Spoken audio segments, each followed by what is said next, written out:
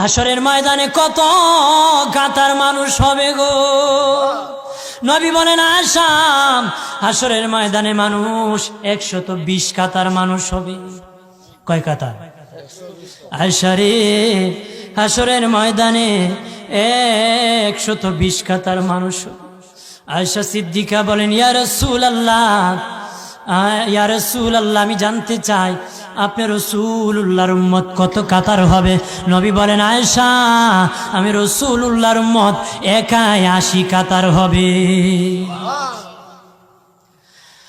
আয়েশা বললেন ইয়া রাসূলুল্লাহ, দিনের নবীজি 80 কাতার দিয়ে আপনার উম্মত হবে, আপনার উম্মতকে কেমনে আপনি চিনবেন?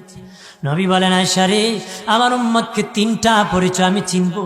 1 নম্বর পরিচয়, আমার উম্মতের কপাল থেকে নূর চমকাবে, নূর চমকাবে।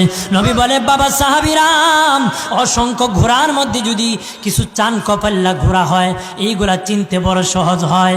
চান কপাল্লা ঘোড়া চিনতে বড় সহজ হয়। হাসরের ময়দানে আমার 1 প্রকার উম্মত চান কপাল্লা হবে, কপাল থেকে নূর চমকাবে, নূর চমকাবে। তখন আমি বুঝতে পারবো নূর চমকেওয়ালা তারা সবাই আমি রাসূলুল্লাহর উম্মত।